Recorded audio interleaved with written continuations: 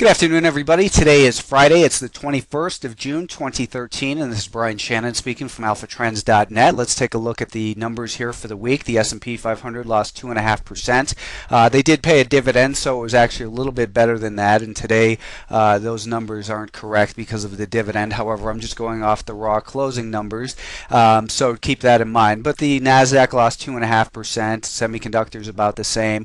Financials down a little more than 2%. The real estate index trust lost 5.5%, and gold down 7%. So trends are our friend. Let's take a look at them. The S&P 500, we've observed the last couple of weeks that things were becoming pretty uncertain here, and that the prudent course of action was to go slow, trade smaller share size, and not press things while we're in this range. And we got a catalyst obviously this week, and that provided the stimulus for breaking down through that rising 50-day moving average. As I had mentioned last week, the more times that any type of support is tested, be it a moving average, just a level of support, and the more often that it's tested, the more likely it is to fail. And that's part of what we had happen in here, or gave us reason for caution in the S&P 500. If we take a look, it was right after the Fed that this sell-off began. We finished lower on Wednesday. We looked for more weakness on Thursday, and then today we've got this market just kind of trying to stabilize a little bit. What we want to see here, what's going to be very important in the days and weeks ahead, is something different, which is the volume weighted average price since the event, so since the Federal Reserve. And that right now is about right here, 160.5, and that's a little bit of support from Thursday as well. So next week, this is a potential area, 160.5 to 161.25, that has the potential to become resistance for that reason, and also because just based on the chart, if you take a look at this 65-minute time frame, we've got this prior band of support up in here that's likely to act as resistance if it makes it further up. So actually we can kind of look at it like this, up towards 162 even.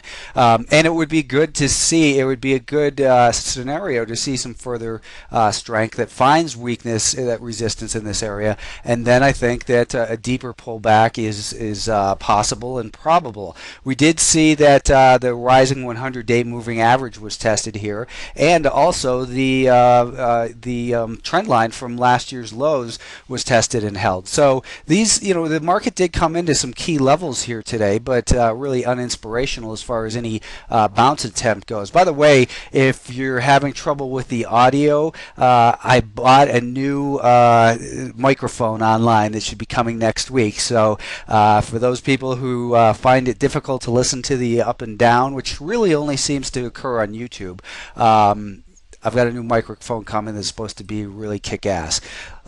Here's a couple other areas that I was looking at with subscribers this week, and that is the Fibonacci off of the year-to-date range. So we came down through that 38.2% retracement and held just above the 50% retracement of that year-to-date range. And this orange line here is the volume-weighted average price year-to-date. So what I'm thinking is a good potential scenario. It's not a prediction. I don't make predictions. I talk about potential scenarios. Is for the market to bounce up a little bit, find some resistance, and then we get another leg lower down towards 156.5 to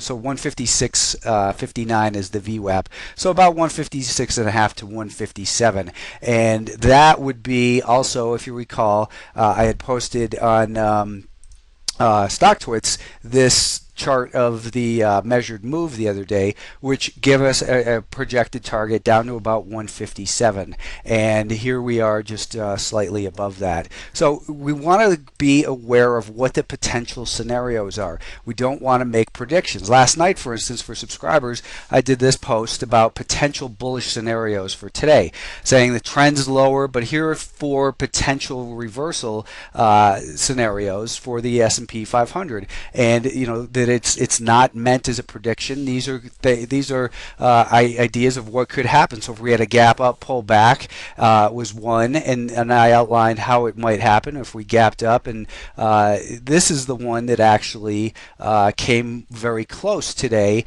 to being met really in full. I mean, it gapped down, made a lower low, then made that higher high and continued up. So let's take a look at that. Here's that chart. We came down, made that higher high, and then continued up. But the point again isn't that it was a prediction, but it was one of four scenarios I thought would unfold. And if we're aware of what the potential scenarios are, then we won't be surprised, and we can have a plan of action how to act around those areas. So again, for the S&P 500, a rally up towards that 161-ish level. Here's the 3-day volume weighted average price, 161 to even 162. If we found resistance up in there, I would be highly suspicious that we might see it encounter another leg lower. The NASDAQ, this market also found that prior important levels were tested here this week, and that is the highs from 2012 and the highs earlier this year that were resistance came back, and we did test and hold that as support for now. That's also the location of the rising 100-day moving average, and we've got this trend line below for the NASDAQ. So I'm not expecting a full-on disaster here, but we have to be prepared for anything. The year-to-date, and here since the April lows, we're looking at the Fibonacci off of this, that a retracement today brought us down to $70, which was almost precisely that 2/3 retracement of the April low. For the and I meant to have here's the volume weighted average price year to date, 69.5. So I think in the NASDAQ, if we get a rally perhaps up to 71.5-ish, and here the volume weighted average price since the event, so since the Fed, is at about 171.5. I think that's a likely area for potential resistance, that if we got up to there and failed, then I think we would be heading down towards that volume weighted average price year to date at about 69.5. The Russell 2000 also came to an important trend line or close to it, and this prior resistance in here, this little band of resistance over here was tested. That's the 200-day. I'm sorry, the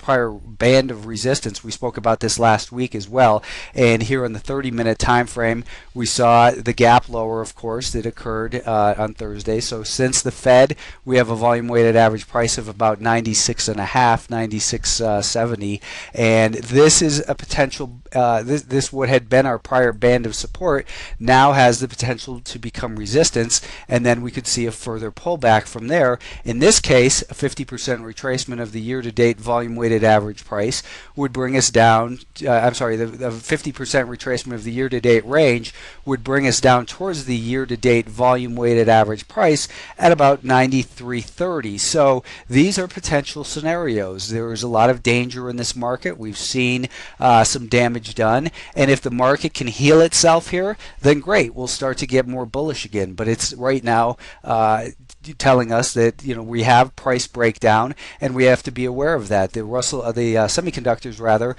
still have a little bit of potential room to the downside towards this prior resistance area, and this prior band of resistance is really being tested as support in there.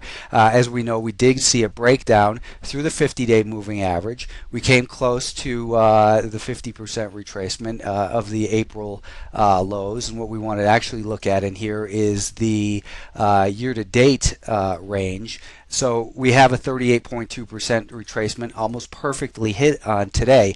If we got a rally up towards maybe 37.5-ish, and the 3-day volume weighted average price, or since the event, is 37.5, well then that is our potential resistance. It would make sense. That's also the volume weighted average price since the April lows. So all these levels are kind of coming together that we would expect there to be resistance up here. And if there is, and the market begins to sell off again, I think 36 is very reasonable to expect for the downside in the S&P 500. For the financials, if we take a look here at the range since the April lows, we have gone a little bit beyond that 50% retracement. We have this prior support in here at 1930 to 1940. This prior band of support has the potential to become resistance.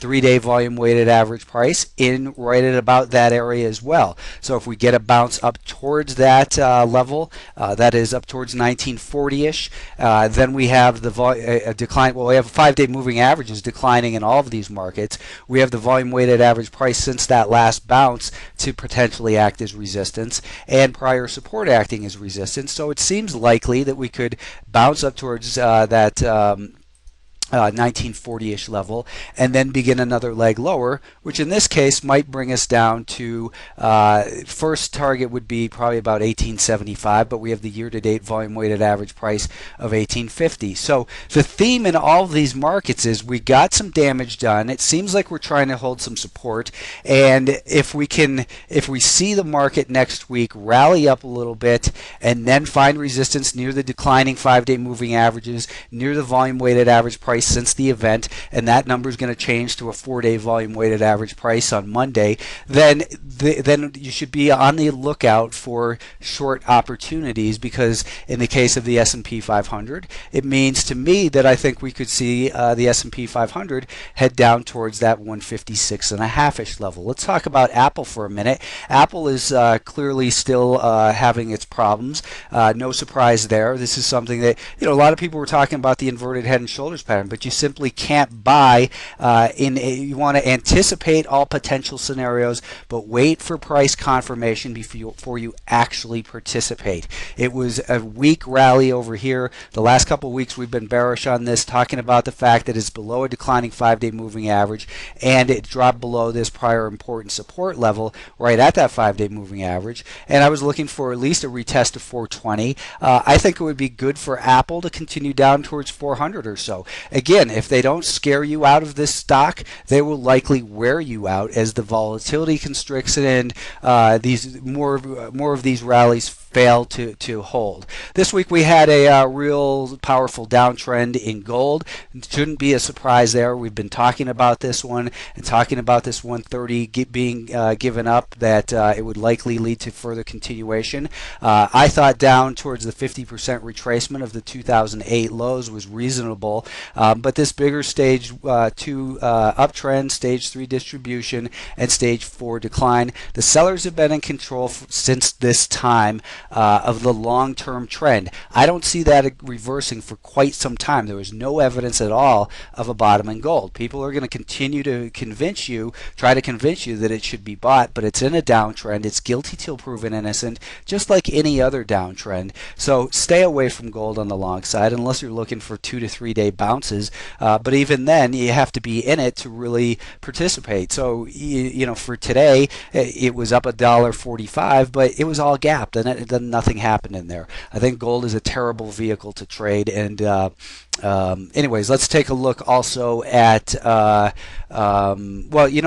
here's a stock I've been talking about, is this VMware, talking about the bigger the top, the bigger the drop, and this looks a lot like gold did, that we had this stage 1 accumulation, stage 2 uptrend, stage 3 distributions, and the 2-year top is breaking down below it, and we're finally seeing that it is breaking down. I could see this stock heading into the 50s over the next several weeks, months, just as gold has unwound from its bigger top. So, take a look at alphatrends.net for those scenarios that I had laid out for the S&P 500. I'm going to continue to talk about what I've talked about my entire career, which is price action. And we can assign blame or credit to any type of event we want out there. Most of the news ends up being noise. We have to be aware of the potential catalysts that are out there and when they're coming, and then see how the market responds to those catalysts by observing price action. And the price action got broken this week.